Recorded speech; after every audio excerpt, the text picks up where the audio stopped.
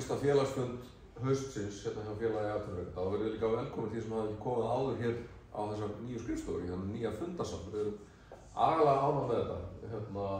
Svona smá tækniháðuleikar, eins og til þess að langa hátíðin mismúran okkar, reyndist vera bitur, sem þetta ekki fallegt. Við erum búin að redda þessu fyrir næsta fund.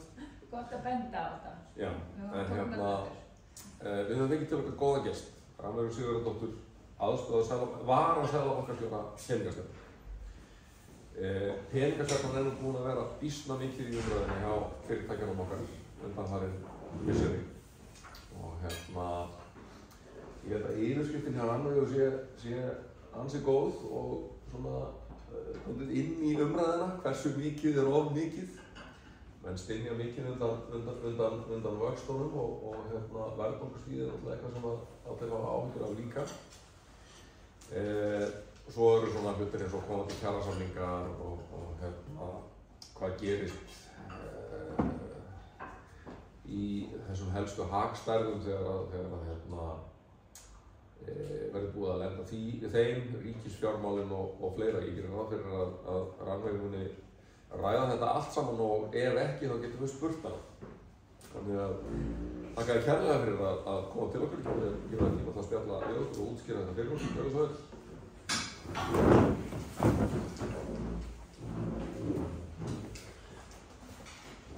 Takk fyrir og takk fyrir að bjóða mér. Þessi fyrirsögn, hún gæti líka verið hversu mikið á lítið. Vegna þess að það sem við erum ennþá með gríðarlega mikla verðbólgu og verðbólguvæntingar eru alltaf háar ennþá. Þannig að það sem við kannski erum að horfa á er að ef við hættum að snemma þá gæti allt farið í gang aftur og þá þurftum við að fara ennþá hærra. Þannig að það var svona tilraun til þess að ná utan um það. En ég ætla að fara stutt yfir efnahagsmálin og verðbólguna og svo í lokin aðeins yfir peningastefna, það er að segja útlán og samsetningu útlána til heimila. Ég ekki með neitt ríkisfjármálin, þannig að þið verður þá bara að spyrja ef ykkur finnst vanta eitthvað þar, en ég ætla bara að nefna áður en ég byrja og biðja ykkur að vera mjög vakandi vegna þess að ég annars vegar með bara glærina sem stöðuna eins og hún var þegar við tókum ákvörðun, peningastefnan við tókum ákvörðun í ágúst, það er að segja eftir að peningamál kom út. En síðan hef ég uppfært það sem hægt er að uppfæra, sem er þá vegna þess að við fengum verðbólgumælingu í vikunni eftir að ákvörðunin var tekin og síðan erum við búin að fá nýja þjóðhagsreikninga fyrir annan ársfjórðung 2023 og endurskoðun aftur tíman og ég held að mér fannst svona að það væri skemmtilega að fjalla um það líka vegna þess að það skiptir náttúrulega máli þó að það hafi ekki verið endilega gögnin sem við vorum að horfa á þegar við tókum þessu ákvörðun. Sem sagt efnahagsumsviðin og ég ætla bara stutt að staldra við þetta er í rauninni útlöndin og svo sjá myndinum til vinstri þá hefur hægt mjög á hagvexti í okkar viðskiptalöndum og hann var rétt rúm 1% á öðrum ársfjórðungi og vísbendingar fyrir þriðja ársfjórðung benda til þess að það fari undir 1%. Og þetta skiptir náttúrulega máli og þú sjáðu þarna til vinstri sem það er verið að spá myndin til vinstri það er verið að spá þannig að nú er ég með vitlaus gleður eftir rúmlega 1% hagvexti í ár í þessu viðskiptalöndum. Þetta skiptir máli fyrir umræðina sem kemur oft upp af hverju vextir á Íslandi svona háir.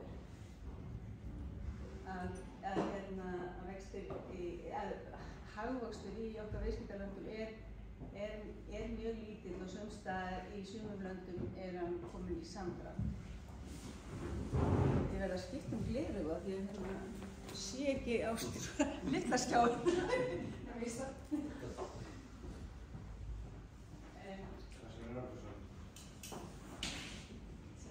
Þannig að það er nauðsynlegt að þetta í huga þegar maður spyr þessar spurningar af hverju vextir hér landi sig svona háir.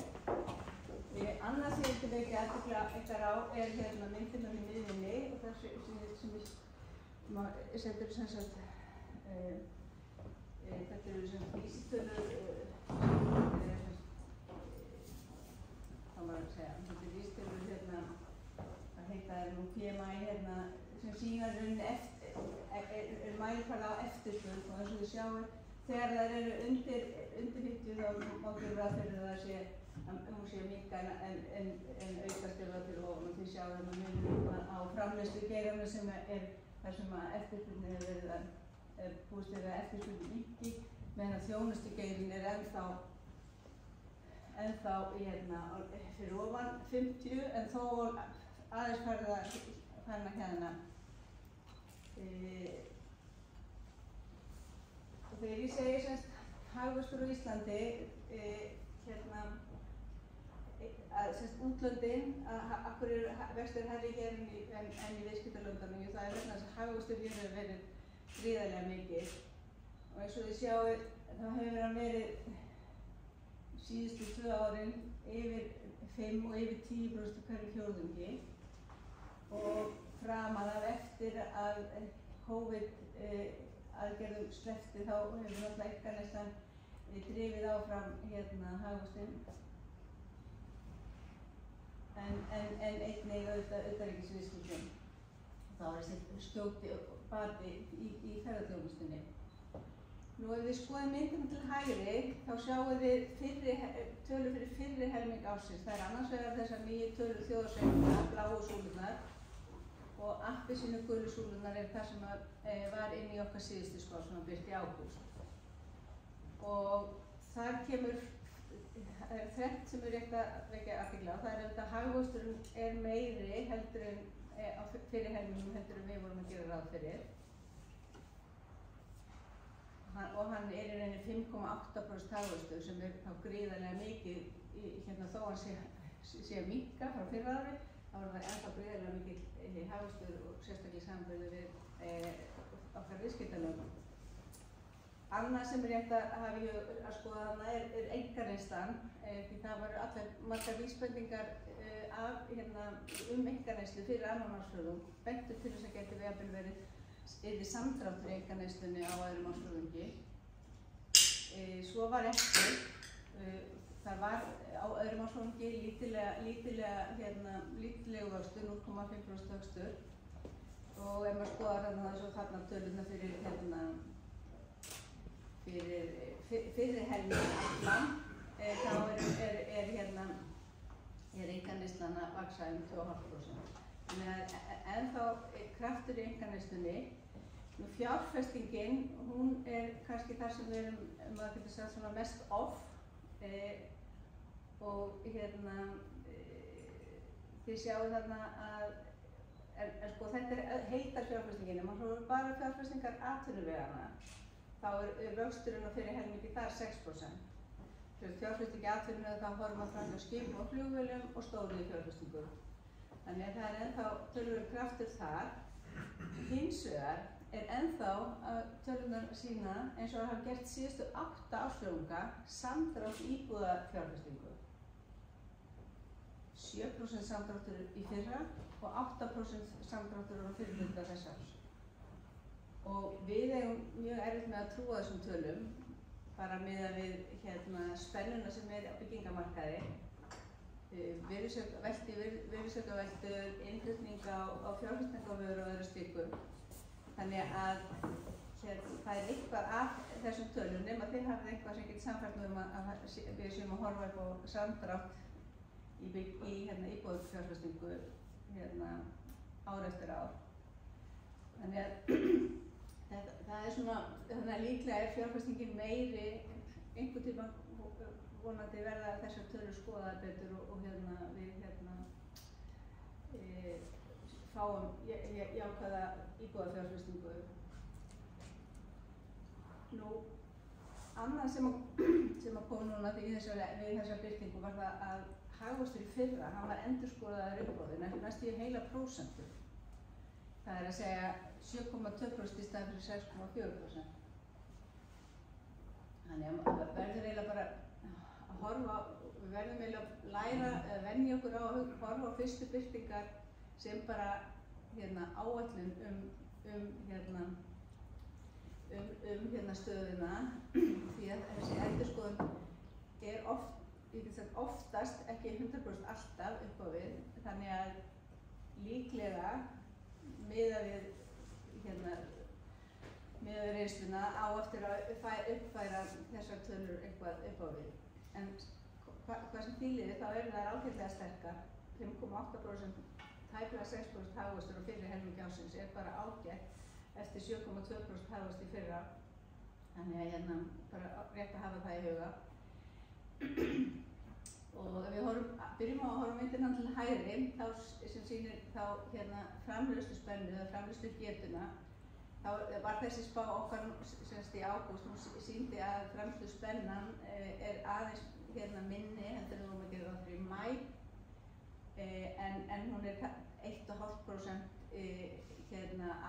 meiri heldur en framleiðslu getan í rauninni er metin sér. Þetta er að vísu ekki neinn nákvæm tala á líklegast ekki að birtast með meir en einum aukastaf og kannski ekki aukastaf, en þetta er samt merki mikla spennu og ég sýni yfir það betur á eftir. Það sem gerist líka milli maíspá og maífundar peningastefnunefndar og ágústfundar var það að atvinnuleysið var minnkaði, þannig að spennan á vinnumarkaðnum jókst í rauninni á þann mælikvarða milli funda. Hægri myndin sýnir þá spána okkar fyrir árið í ár og miðað við hana, það er að segja þá áður en við fengum þessa nýjustu tölu, þá vorum við að spá hægari hagvexti í staðinn fyrir að vera með 4,8 og vorum við 3,5. Líklega með þessa nýju breytingu þá verður það eitthvað sterkara, en jafnvel þó að værum að horfa upp á 3,5% hagvöxt, þá er það meira heldur en samræmist jafnvægi í þjóðarbúinu og töluvert ágætis hagvöxtur og mjög góður miðað við það sem við erum að sjá í þessum helstu viðskiptalöndum okkar.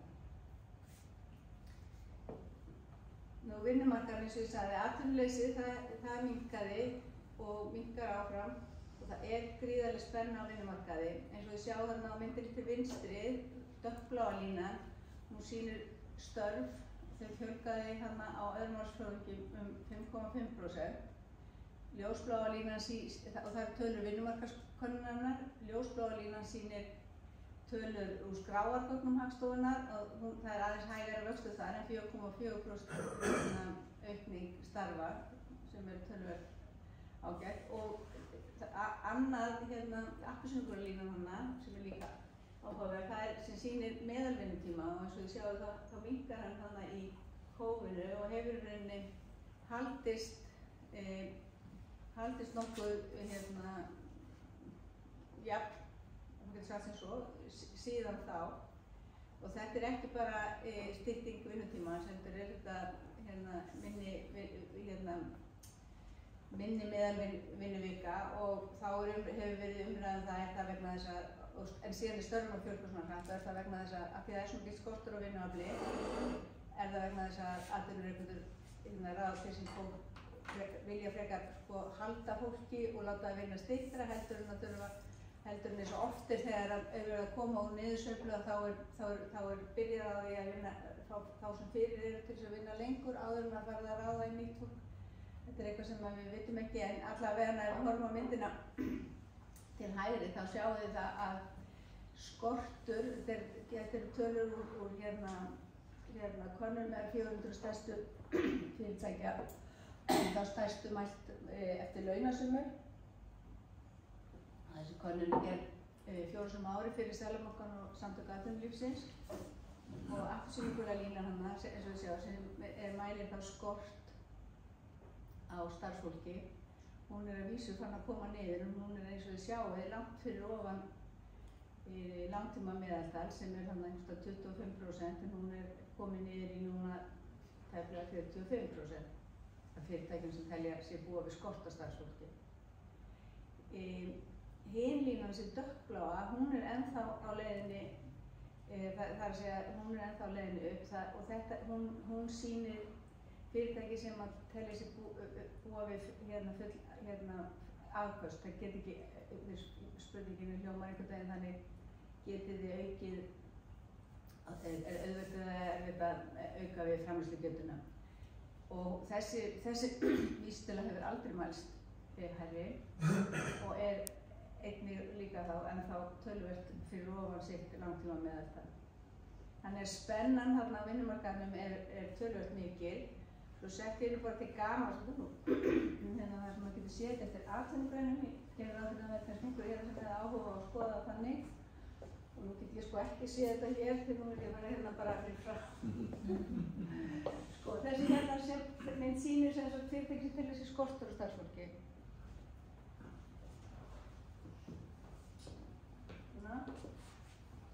Og þetta tölurnar annars vegar desember 2019, september í fyrra og svo nýjasta mælingin í júní 2023.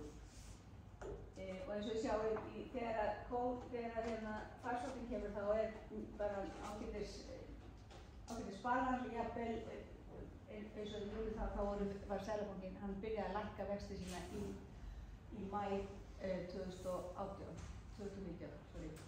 af því að það var þá vorum við byrjuð að spá samdrætti. Þannig að þetta er svona kannski aðeins og lítil spenna.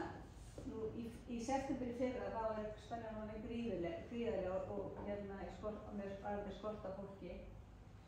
Þeir aðeins gengið tilbaka í flestum atvinnugreinum en þó aukist í iðnaðarframleiðslu og ennþá, sem sagt eins og ég sagði á 45% af fyrirtækjum sem telja sig búa við skort á starfsfólki. Nú við skoðum hérna þessa mynd, þá sýnum líka eftir atvinnugreinum hversu mörg fyrirtæki, stórt hlutar fyrirtæki telja starfsemi sér nærri eða umfram hámarksgetu. Og þar sagan ekki, þar hefur þetta ekki gengið eins mikið tilbaka eins og frá í september fyrir eins og skorturinn starfsfólki. Og eins og þið sjáum, það veruleg spenn, það yfir 90% af fyrirtækjum í byggingastarfsemi sem eru yfir 80% sem telja sem ekki geta aukið framleiðslugetuna og í sérhæfðri þjónustu sömuleiðis 80% eða rétt yfir. Þannig að þessi mælikvarði ekki alveg sýna alveg sömu að sé eitthvað að hægja og eins og ég segi, þó að sé að hægja þarna þá erum við ennþá að tala að meðaltali 45% fyrirtæki sem telja sig búið við skort á starfsfólki. Og eftir í ljósum þess að það er búið að við fluttum inn vinnuafl gríðarlega mikið í fyrra. Ég meina fólksfjölgunin í fyrra var 3% fólksfjölgun. Meðan að svona í venjulegu árferði þegar bara verið að horfa á innlendar fólksfjölgun þá var það svona einhverstaðar kringum 1%. Og þessi 3% ekki vegna þess að við eignuðum svona rosalega mikið af börnum og svona fáu dó, þetta bara vegna þess að við fluttum inn svo gríðarlega mikið af vinnuafli og það var náttúrulega þessi eina leiðin til þess að mæta þessu skorti og það er kannski skýringin á því að skorturinn aðeins minni í þessum fyrirtækjum í júnímælingunni heldur en var í september fyrra en allavega þetta vinnumarkaðurinn er gríðarlega spenna á vinnumarkaðurinn alveg sama hvað maður horfir á þó að það sé eins og ég segi við ísbendingar að það sé aðeins að svona mýkjast þessar vísbendingar og aðeins að draga úr spennunni þá er hún ennþá gríðarleg. Nú þá verðbólgan.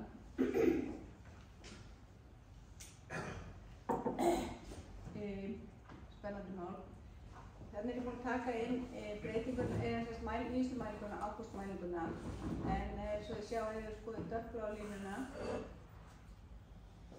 þá sem vísitala neysluverðs.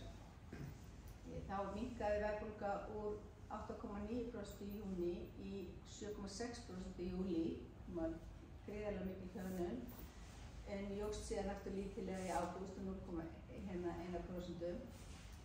En því miður þetta mestuleyti mikla hjöfnun annað með í júní og júlí en mestuleyti það sem tölum sem grunnáhrif, það er að segja að vísitalan hækkaði svo mikið í júlí í fyrra og þegar sú mæling dettur út og nýja mælingin er ekki er ekki sterkari þá hjarnar alltaf verðbólgan.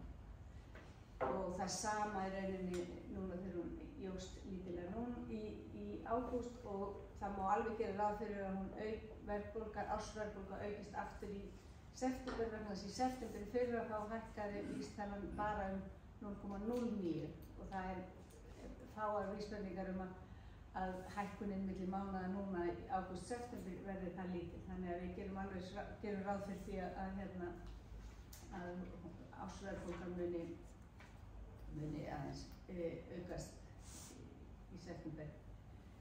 En hvað með það sem skiptir kannski máli og við horfum meira á það að þessi undirliggjandi verðbólga, hún farin að minnka. Og það er þessi tala, það er myndir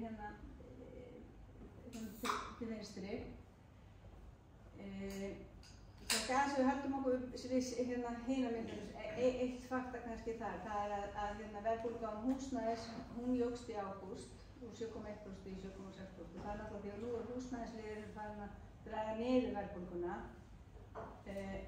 og gerir það því ekki ráð fyrir að vera mikil umræðum að skipta vísitölu, fara yfir í vísitölu neysluverðs án húsnæðis núna alveg næstu mánuðum en sérst undirliggjandi verðbólga, það er þessi hægri myndin hún eins og þið sjáið við mælum hana með mismunandi mælikvörðum og tökum það okkar síðan saman í eina tölu og ljósbláasvæði sýnir í rauninni bilið á öllum þessum mælikvörðum og rauða línan meðaltalið. Og það sem áhugavert annars vegar það að bilið milli þessara mælikvarða hefur þrengst gífurlega en líka það sem við erum nokkuð glöð yfir það að þessi undirliggjandi verðbólga farin að hérna því að það í rauninni þegar að fara úr kannski komum inn á svona hækkanir eins og á hækkanir og lækkanir á hrávörum sem eru tímabundnar eða innfluttu verði og annað slíkt þá undirliggjandi verðbólga meiri og betri mælikvarði á þrýstingin sem í þjóðfélaginu. Og ef við skoðum hvað að hækka og hvernig og eins og við sjáum þarna myndin til vinstri þá auðvitað húsnæðisverð, kannski bara að taka það búið að lækka úr 2,5% eða 25,4 í júlí í fyrra í 0,8 í ágúst, þannig að það voru mjög hröð lækkun árshækkun húsnæðinu. Sem sagt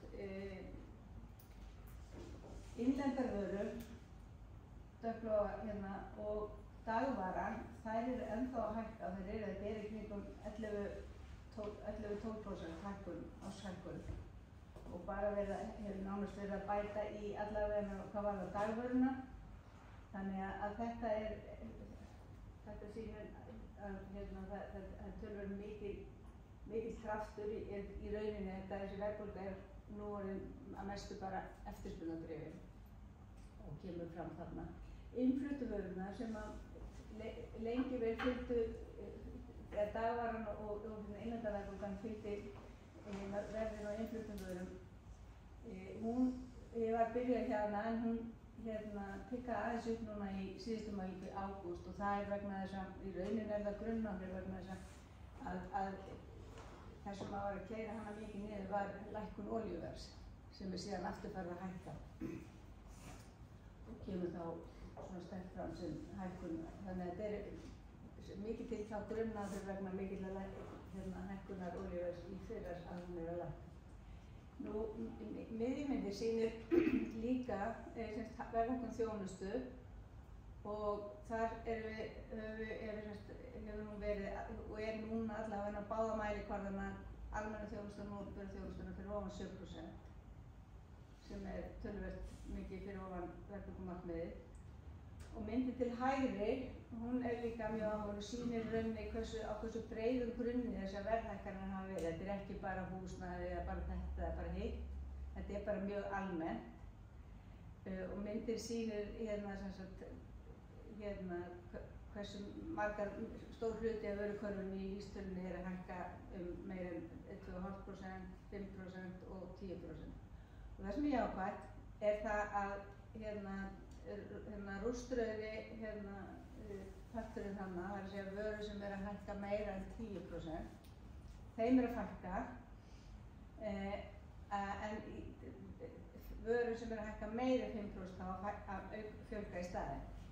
Appelsínuguluparturinn, vörur sem að hækka milli 2,5% og 5% og dökkbláparturinn, vörur sem að hækka undir 2,5%, hann í rauninni stendur nánast í stað.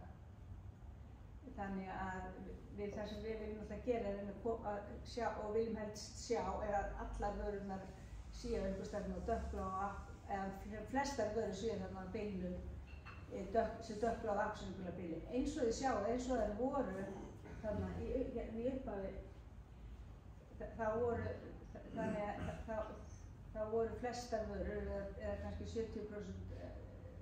70-75% af vörum á fyrsta mánuðinum þær eru að hækka minna en 5% og helmingurinn þá minna en 2,5%. Þannig þangað stefnum við. En aðeins bara þá til að taka viðskiptalöndin og verðbólgun og verðbólgan þar. Það sem ég sé á hægri myndinni í rauninni að framboðsvandamáli sem byrjaði að koma fram 2021 og jukust síðan enn ýktari eftir innrásina í Úkraínu og leiddi til þess að verð á olíu og orkugjöfum hækkaði náttúrulega gríðarlega. Við sjáum að sú hækkun er að ganga tilbaka, þó að eins og við sjáum dökkbláu línunni, olía aftur farin að hækka og það vegna þess að OPEC-löndin takmarka mætt til þess að ná verðinum. Hin myndin, hún sýnir verðbólgu í viðskiptalöndunum okkar og þið sjáum þá gríðarlega kúf sem kemur þarna eftir í rauninni Úkraínustríð og hækkun þessara orkugjafa og síðan hvernig verðbólgan hefur hjaðnað þá hratt þar. En undirliggjandi verðbólga, það að segja appelsínugululínan, hún í rauninni bara stendur nánast í stað. Af því að það sem gerðist var að verðbólgan, hún var drifin áfram af þessari hækkun á orkugjöfum. Þessum að jókst hún ekki gríðarlega mikið hjá okkur og fyrir cirka árið þá voru við númer 2 í samræmdu vísitölu neysluverðs. Sviss var lægst og svo voru við. Af því að það var þegar allir hinir voru að hækka. Nú erum við komin til 19. sæti af því að það er þá heldur ekki að lækka að minnka verðbólgan svona mikið hjá okkur af því að við tókum aldrei þennan húf. Þannig að þetta er áhugavert, en síðan myndinna lengst til hægri sýnir þá mismunandi vörur og þið sjáu það sem ég vildi bara vekja athygli þar er það að matvælaverðið þá að lækka og skila sér vonandi vel hingað inn, og vöruverð, sú verðbólga er ekki hana, en þjónustuverðbólgan er ennþá uppleið og það er eitthvað sem þessi lönd og flestir hafa mikla ágjörð og það er að hún sé ennþá að tikka upp. Nú hér er ein mynd sem er áhugaverð. Þið sjáu myndinu lengst til vinstri. Hún sýnir útflutningsverð helstu viðskiptalandanna okkar og appelsínugula-línan sýnir innflutningsverðið okkar í erlendum gjaldmiðlum. Og við sjáum að þetta fylgist bara ágætlega að. Og síðan sjáum við að gengið undanfarið hefur verið að styrkjast nokkuð. Og þá komum við að myndinni lengst til hægri sem sýnir þá að með við síðasta ásögum þá er innflutningsverðið að draga, þá er það innflutningsverði hér innflutningsverð í erlendu gjaldmiðlum, það í rauninni komið í mínus, eða lækka. Gengið ennþá, því þetta 12 mánaða breyting, ennþá að toga þau upp, en miðað við að gengið hefur styrkst þó nokkuð, þá gætum við verið að sjá fram á ef þessi lækkað innflutningsverð og gengi styrking skila sér í verðlagi, þá gætum við verið að sjá frekari lækkun þarna þegar líða tekur árið, þannig að vonandi gerist það. Nú ef við horfum á þessa innlendu krafta, þá sem ég sagði áðan, þá húsnæðisverð hefur það lækkað gríðarlega og samhliða sjáum við á myndbandið sjáum við að það sem er selt yfir auglýstu söluverði, það hefur lækkað mikið. Það er áhugavert af því það er oft talað að nú sé húsnæðismarkaðurinn kominn í frost og ungt fólk geti alls ekki komist inn á markaðinn, en það 2018 og 2019 þá var svona 20-25% af sölum til fyrstu kaupenda. Þegar vextirnir voru sem lægstir þá fór það hlutfall upp í 33% þriðjungur. En núna er það aftur komið niður í 20-25%, þannig að það er ekki þannig að það sé komið eitthvað mjög lágt, heldur er það ennþá 15 eða 4 af sölum sem eru til fyrstu kaupenda.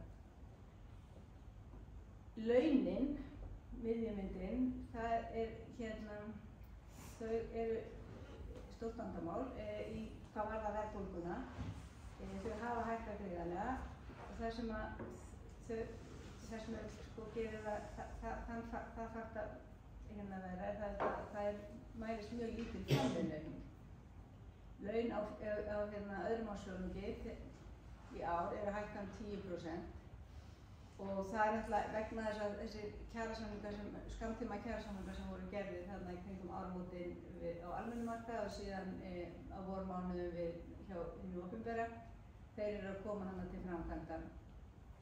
Þannig að þetta líklega á eftir að hægja eitthvað á seinni hlutanum á þessum árshækkunum en þangað til að næstu kjarasamningur eru gerður þannig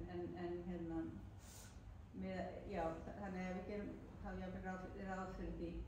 Nú, ef við skoðum ljósbláu línuna sem sýnir kaupmáttinn, þá vissulega hefur dróst hann saman aðeins eftir þá kaupmátturinn miðað við launavísitöluna og þá verður maður að segja að miðað við þá kjarasamningurinn hafa verið gerðir undanfarin ár, bæði lífskjarasamningurinn og þessi skammtímasamningur sem var gerður núna um áramótin, þá er þetta launavísitölun þá meðaltalshækkunin, en við vitum það að þetta var það sem voru krónutöluhækkanir, þá var prósentuhækkunin miklu meiri á lægri launum, þannig að kaupmáttur lægstu launanna hefur sjálfsagt verið aðeins betri en þetta meðaltal. En samt sem áður, við sjáum kaupmáttur launanna er í samdrætti þarna farin að aukast aftur, en við sjáum líka, sem er áhugavert, þessar miklu aukningu sem verður í kaupmætti, bæði fyrir farsóttina og líka á farsóttatímunum. Sem er eitthvað, við vorum með, ég er nú ekki með þá mynd núna, við vorum með ágætis samantekt í peningamálum í vor, maí, þar sem við sýnum kaupmáttarþróun hér og kaupmáttarþróun miðað við svona helstu lönd og einmitt framleiðni þróunina.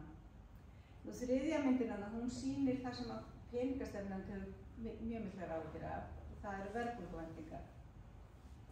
Og þær eru ennþá mjög háar, þær eru þannig einhvers staðar milli 3 og 4%, 5%, 4,5% sem er þá langt fyrir ofan verðbólgumarkmið, og þá erum við erum ekki að horfa í þegar fólk er spurt eða markaðir er að segja hvað heldur að verðbólga verði næsta ári. Það litast alltaf töluvert að því að verðbólgan er há í ár. Við erum að horfa á langtíma á verðbólguvæntingar til meðallangs og langstíma, og ef við horfum á ljósbláu línuna þarna sem eru verðbólguvæntingar á markaði eftir 5 ár.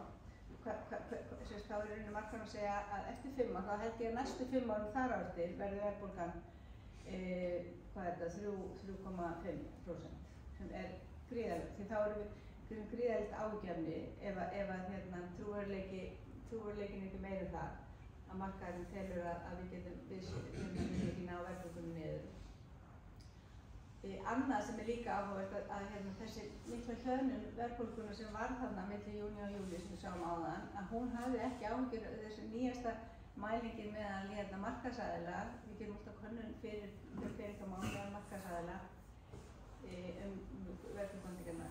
Hún hafði ekki áhrif á þeirra verðbólguvæntingar. Þannig að enn sem komið eru verðbólguvæntingarnar allt á háar og þetta auðvitað skiptir máli vegna þess að þeir sem eru að fara að setjast kjarasamningsborði núna, ef þeir búast við að verðbólgan verði ekki 2,5%, heldur 4%, þá hefur það auðvitað áhrif á hvað þeir á hvað þeir vilja semja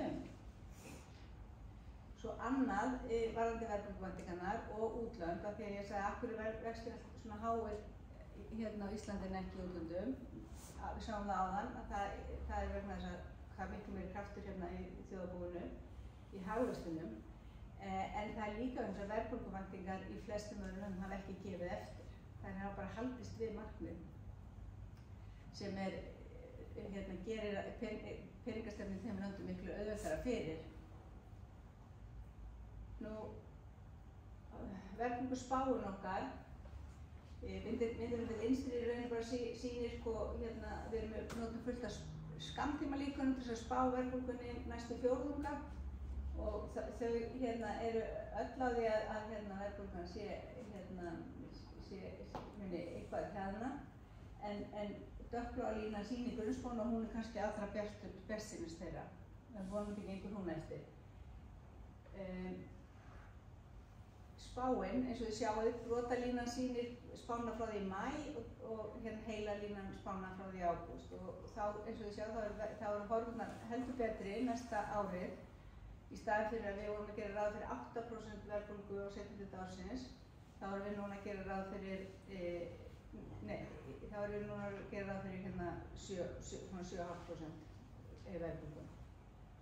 Og talan hana 7,5% við árslok náttúrulega eitthvað sem við hefum miklar áhyggjur verðbólgan verður ennþá bara 7,5% lengst og þar bil þegar allir setjast niður og fara að semja launaliðinn, þá mun það örugglega lita niðurstöðuna af þeim kjarasamningum.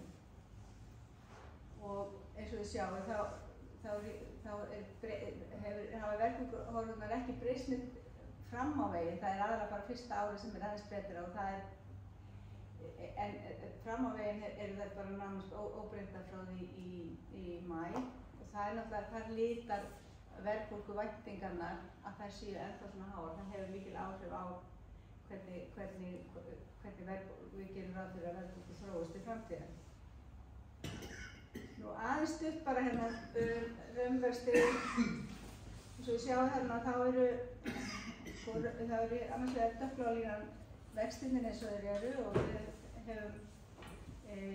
hefum hækkað þá mjög skarpt, 8,5% frá því og þeir voru lægstir. Byrjuðum á undan öðrum í maí 2021. Ástæðan fyrir við byrjum svona snemma það að þá vorum við farin að sjá verðbólguvæntingarnar hreyfast frá markmiði og vorum farin að spá að við værum að horfa upp á framleiðsluspennu innan árs.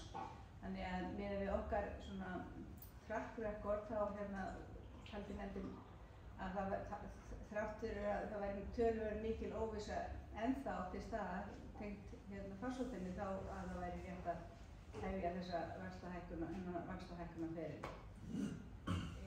En eins og við sjáum myndina hina línunar á myndinni til hina vinstri, annars vegar sem sýnir raunvexti miðað við verðbólgu og hinn sem sýnir raunvexti miðað við þessa mismunandi mælikvarða, meðaltal mismunandi mælikvarða á verðbólgu sem við notum, þá er það aðeins bara rétt nýskeið frá því mars sem að þeir verða jákvæðir miðað við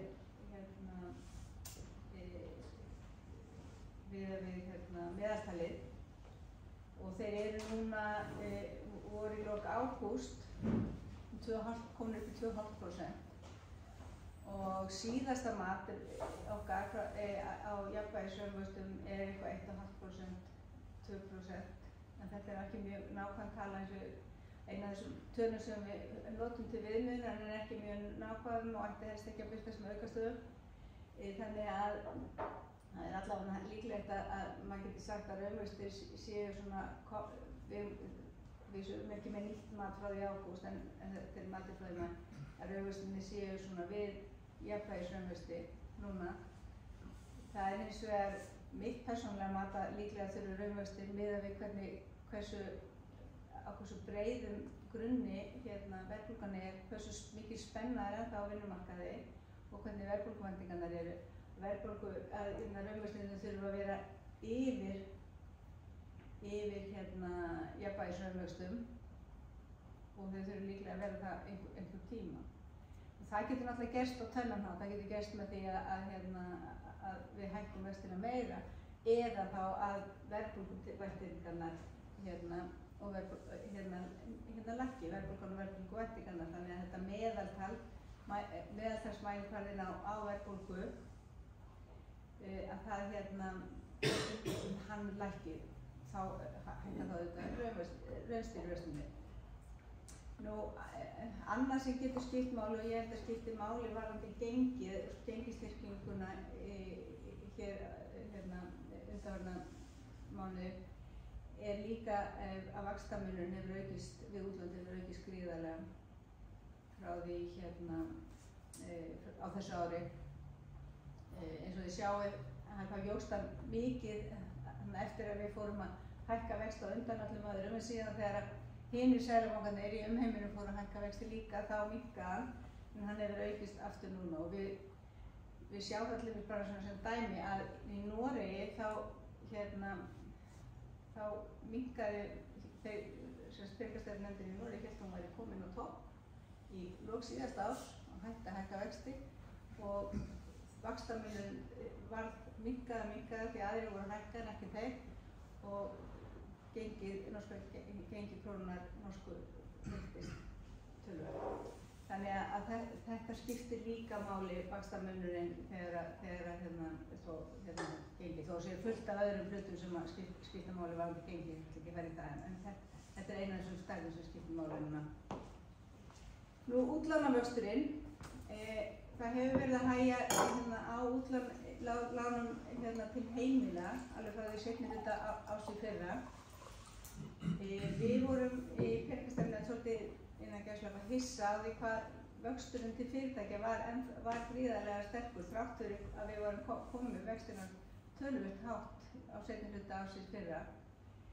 Nýjasta mælingin og hvað varðar fyrirtækin bendir til þess að það sé að hægja á sem er ekki skrítið með við vaxtastigið en hann náttúrulega ennþá töluvert kröftugur og ef við horfum á myndina til hægri þá ég bara ítreka að þetta bara eina eða tvær mælingar þannig að við erum ekki komin fyrir vind með þetta.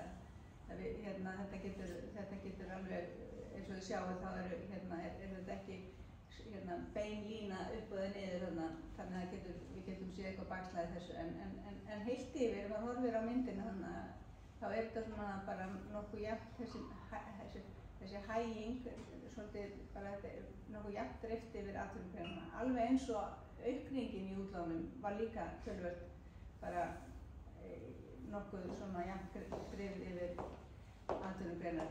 Þannig að en allavega jákvæð teikn ef að fer að hægja á útlánavexti því að það er náttúrulega markmiðið með háum vöxtum það er að reyna að hægja að fólk og fyrirtæki bíði með framkvæmdir og íbúðarkaup til dæmis hægja semst á eftirspurninni og þá til dæmis eins og heimilina þá frekar nota tækifæri og setja peningin í sparnað. En allavega síðasta glæran, það er þessi samsetning lána. Vinstri myndin sýnir í rauninni lánastappan, öll lán sem eru hérna úti. Hins vegar hægri myndin sýnir hérna nýju fasteignalánin. Og það verður að hafa í huga, maður skoðar hægri myndina, að fjöldi lána, nýjustu myndum er allt annað heldur en það var þarna miðbyggið. Þegar ég man nú ekki alveg töluna lengur, en ég held að meðaltali í mánuði voru, man ekki hvort það voru 2000 lán eða eitthvað svoleiðis. Nú eru þau komin í eitthvað 200. Stærðargráðan er eitthvað þessu, ég veit ekki nákvæmlega, ég man ekki nákvæmlega langt sér sko þetta. En við horfum á hana, þá er alveg ljóst að hérna nýlán, verðtryggð lán eru mun vinsælli heldur en þau voru og meðan vextirnir voru mjög lágir. En ef við horfum síðan á myndinni til vinstri þá sjáum við að lánastappin, að óverðtryggð lán eru ennþá meirihluti lánastappanum. Það skiptir máli þegar við erum að tala miðlun peningastefnunnar og áhrifin sem hún hefur. Að þótt að ný lán, sem þá núna er orðin miklu færri heldur en það voru, séu að fara yfir í verðið, þá er stappin meirihluti þar með breytinu á vöxtum. Og það er ennþá öðruvísi heldur en það, ef við horfum á lengst til vinstri í janúar 2020, þegar 70% af lánunum voru verðtryggð, þá eru þau núna tæplega 45 eitthvað svoleiðis, 46% verðtryggð. Þannig að þetta er breyting og þannig að eins og rétt að hafa í huga svona þegar að verða í þessari umræðu verðtryggð lán og ekki verðtryggð lán. Það er alveg ljóst að þeir sem fóru yfir að taka lán með óverðtryggð lán og festu vextina, þeir kannski það byrjum sem að kannski þið tóku lánin en allavega þegar við byrjum að hækka vextina, þeirra vaxtabyrði hefur verið mjög lítill, en hluti þessara lána er að fyrir að tikka núna til endurskoðunar því þau voru annarkvort fest í 3 ár eða 5 ár. Og næsta árið, semst frá miðju þessu ári sem á næsta árið, 6% lána sem koma á endurskoðun. Og það þýðir auðvitað að greiðslubyrðin mun aukast hjá þeim hópi. En það sem kannski, ef maður horfir ár, semst í júlí á næsta ári fram á júlí á þar næsta, þá er 30% lánanum sem koma á endurskoðun. Þannig að það skiptir verulega miklu máli að við séum komin í að við getum verið komin í að lækka vexti eða allavega gefa skilaboðum að hvert séu að fara þegar það kemur. Það er alveg ljóst að það mun auka greiðslubyrði fólks. Við erum vísu já, þannig að það bara rétt að hafa það í huga. Spurningar? Já, takk fyrir. Þetta er greinargott og margt þarna umhugsunarvert og eitt og annað sem maður hafði kannski ekki velt fyrir sér. Já, eru spurningar? Það hljóta að vera einhverjar. Á meðan að salurinn hugsar, þá kem ég kannski hérna eina eða tvær. Og ég fæ oft símtöl frá svektum félagsmönnum eftir vaxtahækkanir. Þeir segja, ég skil ekki þetta að vinna á móti verðbólgunni. Því að minn rekstur er bara í nokkuð föstum skorðum og fjármagnskostnaðurinn minn er kannski fyrst og næst vegna byrða, þegar fjármagnar byrðið þá mínar, þegar það verður miklu dýrara þá neyðist til að hækka verðið. Hvernig getur það unnið á móti verðbólgunni? Áttu einfalt svar við þessari spurningu? Já, mjög einfalt. Sko, til skamstíma þá getur auðvitað vaxtahækkanir haft áhrif á kostnaðinn. Það er ljóst. En til lengri tíma, valkosturinn við að hækka ekki vexti og láta verðbólgunum bara grassera, til lengri tíma verður kostnaðinn alltaf meiri, bæði fyrir einstaklega atvinnurekanda, heimili, þannig að það er einn einfalda svari. En það er alveg ljóst að það geta alveg verið svona dæmi eru til og við vitum alveg af því, en ég held að þeir sem hringið þá segir bara mest sko að ef þeir hækku ekki vexti, þá myndi verðbólgan kannski vera hvað erum við Tyrklandi núna 80%, sem ekki held ég betra rauð reksturinn. Önnur spurning, þú sagðir að þegar það yrði sest að kjarasamningaborðinu þá væri það ákveðið vandamál ef að verðbólgan væri enn í 7,5% sko. Ekki rauninni samt alltaf launahækkanir sem að verði samið umfram verðbólgumarkmið líklegar til að kynda áfram? Já sko, ef að framleiðniaukningin er lítil og nánast enginn sem hún hefur svo verið hérna, þá hérna er náttúrulega allt sem er umfram 2,5% líklegt til þess að hérna kynda verðbólguna. Þannig að það sem við viljum og vildum helst væri það að verðbólgan sjálf væri farin að koma trúverðugt niður og að verðbólguvæntingarnar líka, því að þá hérna held ég að almenningur og fyrirtækin hefðu þá, atvinnurekendur hefðu þá betri svona trú á því að þeir gætu náð niður með þennan hófsamari kjarasamningu. Það þetta er náttúrulega alltaf spurningin hvort þetta sem nafnlaun eða raunlaun sko. Þú getur samið mjög há nafnlaun en það sem skiptir máli er auðvitað raunlaunin. Kannski ein spurning hérna, nú á dögunum talaði fjármálaráðherra eins og það væri aðallega á ábyrgð Seðlabankans að ná tökum á verðbólgunni. Er eitthvað sem að vinnuveitt eða atvinnurekendur geta svona beint að stjórnvöldum til þess að bara gera til þess að Sko það er alveg rétt hjá fjármálaráðherra að það er hérna verkefni Seðlabankans að halda verðbólgunni stöðugri og halda henni í sirka 2,5%. En það sem við erum auðvitað að reyna að gera er að reyna að hægja á eftirspurn. Og hérna allt sem að hægir á eftirspurn eins og ég sá þessi almennar þessar hækkanir á breiðum grunni þessar verðhækkanir, þetta er eftirspurnardrifin verðbólga og það eina leiðin til þess að hægja á eftirspurninni er að hægja á eftirspurninni og þar geta náttúrulega allir komið að atvinnurekendur, heimilin, hið opinbera, því það er raunin sem skiptir öllu máli. Er aðhaldið í ríkisfjármálunum nægilegt með þessum nýjustu aðgerðum? Sko, það fyrir, sko, nægilegt, við vildum auðvitað, ég tala fyrir mig persónulega, þá veit ég að við náttúrulega vilja sjá betri samsetningu svona efnahagsstjórnarinnar, þannig að það hefði verið ekki legið svona mikið á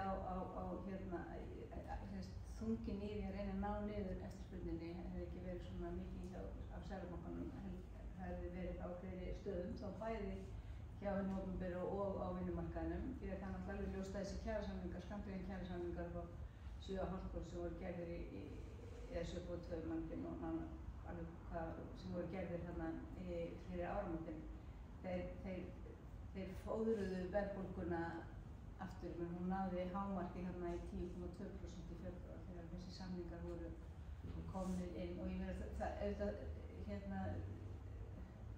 launahækkanir gefa meiri pening og meiri möguleika á að neyta og meiri kostnað fyrir atvinnurekendur ef það er ekki framleiðniaukning að koma á móti sem þýðir þá að það hætta á því að þetta leiðir til hækkun á vöruverði.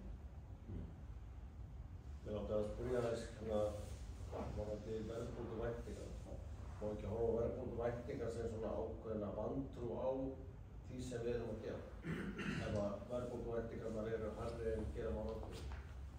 Jú, ég meina það má alveg líta á það að verðbólguvæntingar sem er svona langt yfir markmiði séu það sem eins og við segjum það svona akkeri þeirra séu svolítið farið að fólk hafi ekki alveg trú á því að verðbólgan fari ekki niður.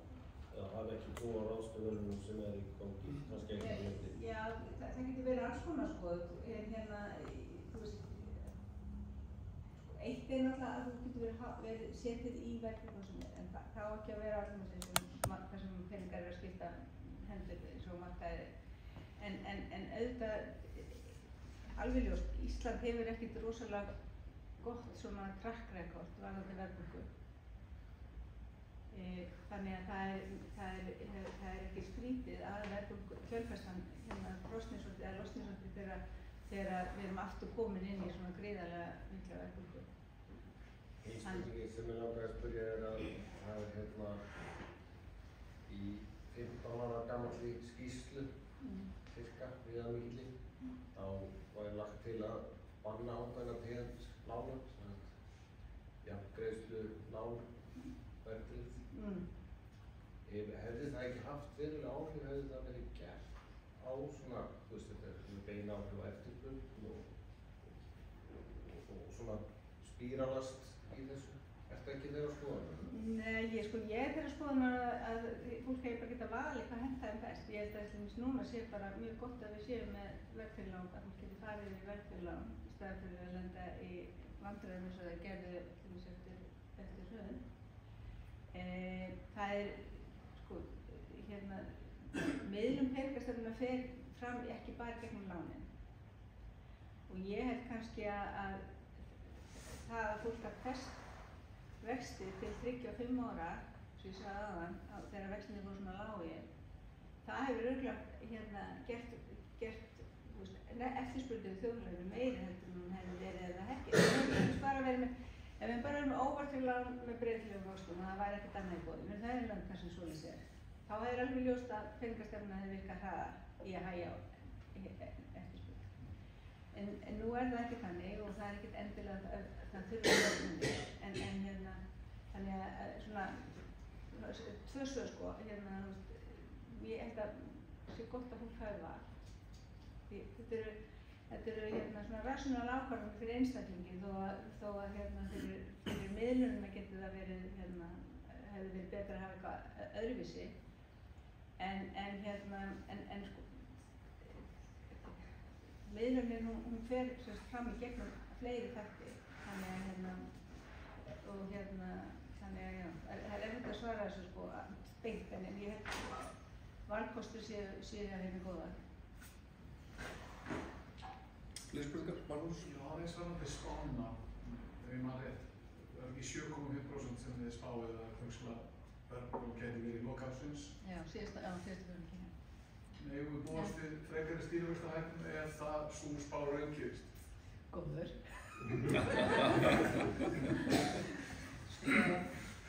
Í nýjustu yfirlýsingu peningastefnunnar er í rauninni sagt að það fer eftir hvernig þróun og horfur verða, hver verður næsta ákvörðun. Þannig að það er svona, eins og við kallum framsýn leiðsögn sem í rauninni segir bara það að við vitum ekki nákvæmlega hversu hratt þetta mun gerast. Við vitum að verðbólgan mun nást niður og við sjáum alveg árangurinn, húsnæðisverð, einkaneyslu og fjárfestingum og svona, við sjáum alveg þennan árangur, við viljum bara sjá hann hraðar og verðbólgan koma hraðar niður. Því það er ennþá alltaf mikill kraftur og sérstaklega þá myndikall. Þannig að það er svona langa stuttarsvari. Takk. Mér skil spurning. Það var eins og sýndur á glæðunum, að matvöruverðið hefur verið drifkraftur í verðbólgunni, olíuverðið að hækka núna. Hvað með þróun? Er einhver spá fyrir það svona í löndunum í kringum okkur? Hvernig þróunum verður í svona lykilforsendum á verðbólgunni sem mun þá hafa bein áhrif hér, þessi innflutta verðbólga? Er einhver spá þar til skamms tíma?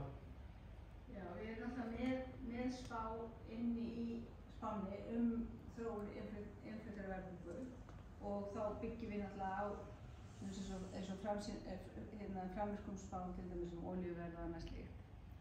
Þannig að það er allt inni í þessari spá það sem að vita var þegar við lokuðum spánni. Síðan getur það náttúrulega breyst og á augabragði eins og gerðist náttúrulega milli febrúarspár og maíspár í fyrra þegar innrásin í Úkraínu var þannig í millitíðinni. Við vorum með framsýn eða spá vel að síðan bara fór það á hvolf sko. Þannig að Fleiri spurningar? Þennan vaxtamun á milli Íslands og nágrannlega þjóða, er ekki hætta á einhverju innspillingu erlends fjármagns, bara spáköfnið og koma og rústa genginu fyrir okkur og allt það? Jú, það er ólíkt því sem það var fyrir hrun, það var vextir gáðu líka erlendis þó að vaxtamunurinn sé mikill, en það hefur ekki borið á því og ef það fer að verða eitthvað stór vandamál sem þá eigum við náttúrulega tæki til að bregðast við því. Verður ykkur bufferar til að stoppa það eða það? Stoppa það? Við náttúrulega, þú veist, getum náttúrulega, það ennþá virt þetta tæki, sérstaklega bindiskylda, en eins og staðan núna og jafnvel þóttum væri, þú veist, eitthvað mikið fær að gerast þá sé ég ekki alveg eins og neina stöðlega að gera það, en það kannski tæki sem hefði verið gott að geta nýtt eiga fyrir hrun. Við erum ennþá svolítinn tíma. Látið bara endilega vaða, við erum með spurningar og pælingar. Þessu aftur banka er þessu eitthvað framhverfað erlendis, þegar það var 5-6 punktum. Nú ég bara held að það kann svo lítið þjóðarbúið banka erlendis. Sýður.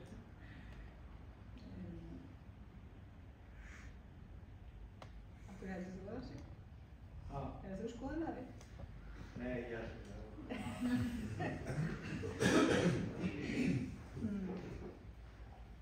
En hvaða aðgerðir getur gripið til að koma mikið innflæði erlends gjaldeyris og svo útflæði sér á gengi krónu?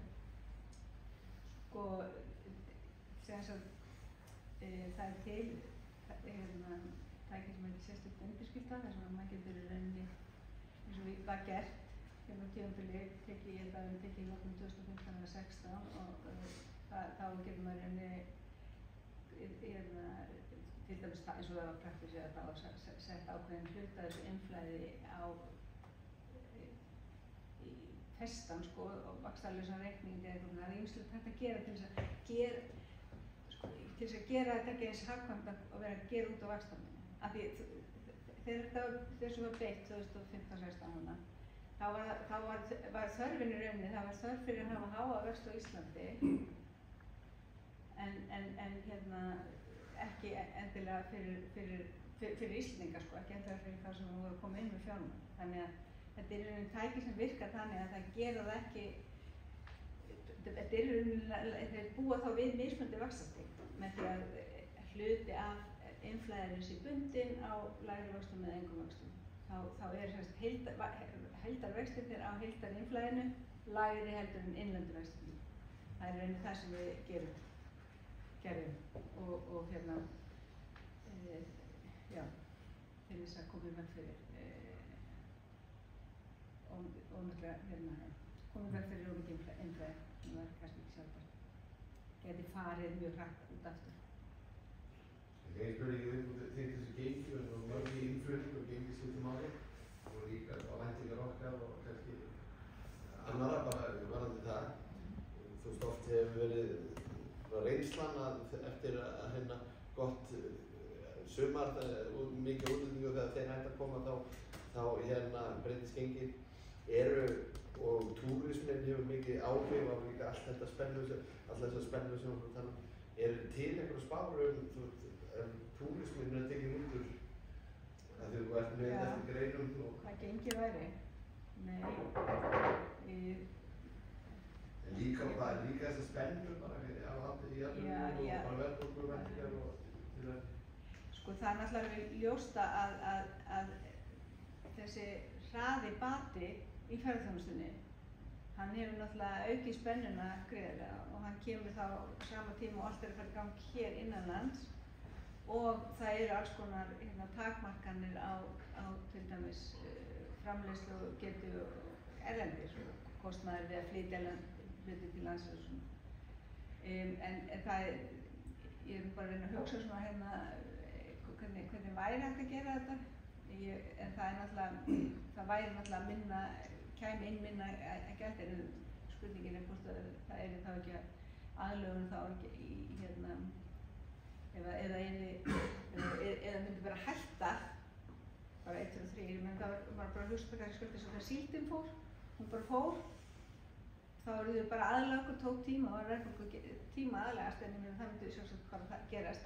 ekki hvort það er betra, en það er alls ekki gott, ég vil bara segja það.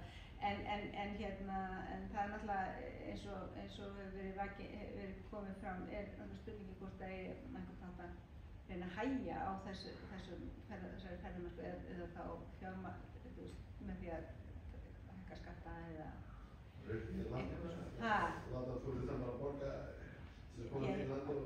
Já, ég er náttúrulega ekki sérfræðingur í ferðarþjónustu, en ég ferðast og þá veit ég að það er alls konar skattar lagðir á mig, gistináttaskattar og takmarkanir á því að skoða hluti og svona, það er ýmislegt að gera til að hægja á þessu. Af því að það sem skiptir máli náttúrulega fyrir okkur er ekki hversu margir ferðamenn koma, heldur hversu mikið þeir skilja eftir í landinu. Það er það sem við erum í rauninni, við bara segjum það beint út, það er það sem við viljum. Það er það sem skiptir okkur máli, ekki fjöldi þeirra. En það verður þó að segjast að fjöldin er orðin eins og hvað 2019 og spáin okkar frá því maí varðandi fjölda ferðamanna, hún hefur allavega upp á haus staðið hingað til, þannig að það er áhugavert. En þeir eru ekki að eyða eins miklu per ferðamann eins og þeir voru að gera á árunum 21 og aðeins hægar í þeirra en þeir ekki eyða eins miklu per haus. Kannski eins skrítin spurning að við erum með verðbólgumarkmið skýr og það liggur fyrir að það er 2–2,5% munur á þeim og meðal verðbólgu síðustu áratuga á Íslandi. Hvaða áhrif myndi það hafa ef að verðbólgumarkmiðin væru hærri?